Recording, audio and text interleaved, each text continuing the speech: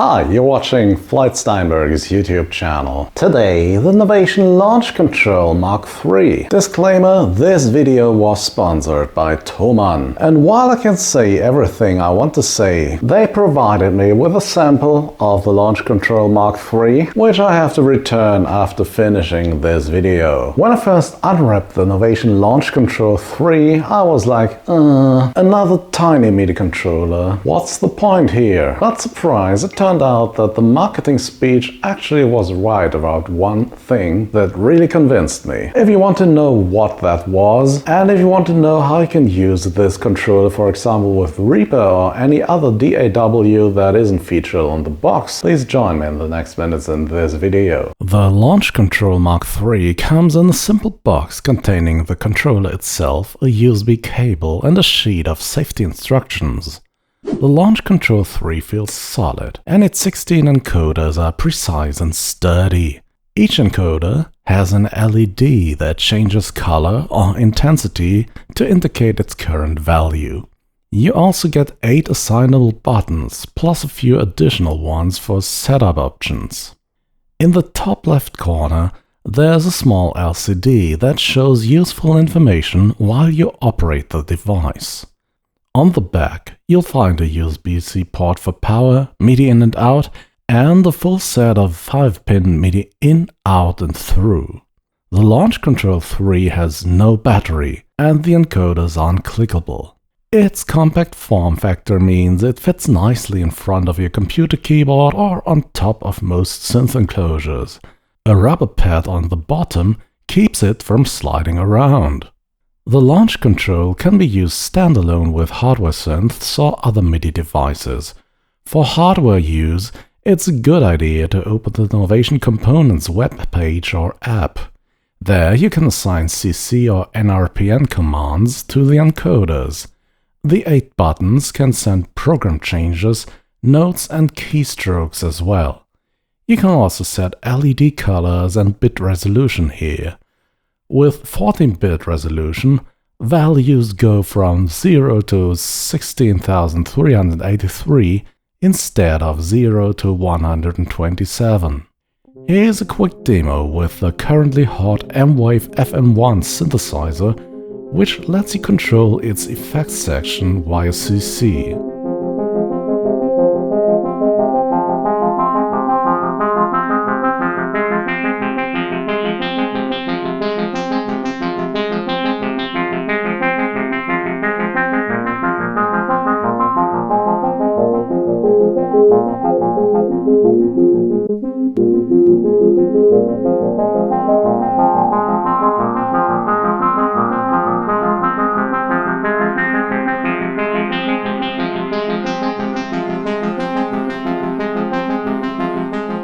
By the way, holding Shift while touching a control shows what it will do on the display without actually triggering anything.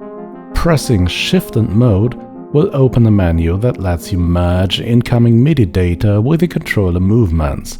For example, you could connect a sequencer that plays an arpeggiator and then merge the notes with your controller data. A set of controlled assignments is called a mode on this device. You can use up to 8 modes, effectively giving you 128 encoders and 64 buttons to work with. The Launchcontrol is really built for DAWs, however. That's where it shines. It's especially popular with Ableton users for mixing and launching clips, but today we're using a DAW that isn't mentioned on the box, Reaper. The Launchcontrol supports the HUI controller, Human User Interface, developed by Mackie in 1997. Many DAWs support HUI, so you can skip most of the usual setup hassle. In Reaper, first make sure the Launchcontrol is enabled as MIDI input and output under Options, Preferences, Audio, MIDI inputs and outputs.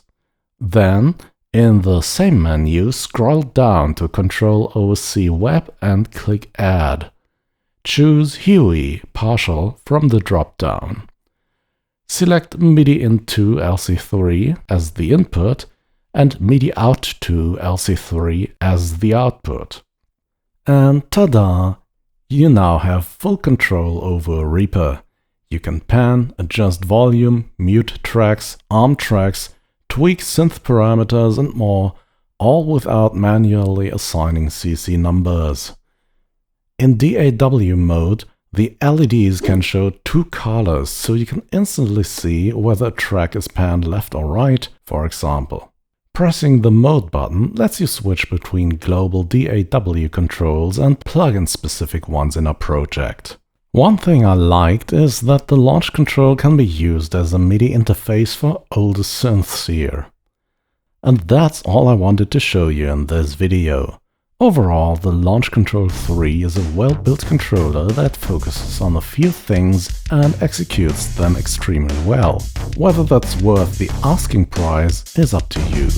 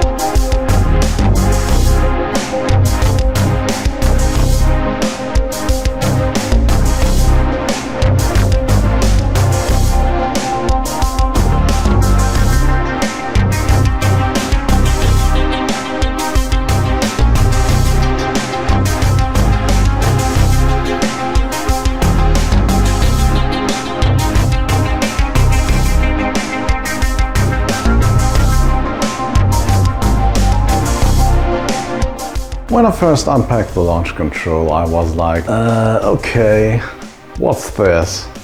Another MIDI controller with only 16 encoders and 8 pads? We've seen that a million times before. Why is everyone raving about this particular controller? Other controllers in this price range offer customization directly on device, and they have batteries, screens and more UI elements. But that was before I tried the UI integration. Seeing the controller basically set up itself for Reaper was really an aha moment. So using that feature will really save you a lot of time. You don't need to set up all the controllers yourself because your DAW already knows how to do that. Another feature that grew on me is the fact that you can use this as a MIDI interface, so USB MIDI input will route straight to the 5-pin MIDI outputs. This enables you to connect older synthesizers to your computer. Yep, and that's it for today. Novation's Launchcontrol MK3. A good MIDI controller with superb build quality, with lots of useful features and presets for popular devices. So if you found these interesting, please consider subscribing to my YouTube channel. As always, thanks for watching and see you again next week. Bye bye!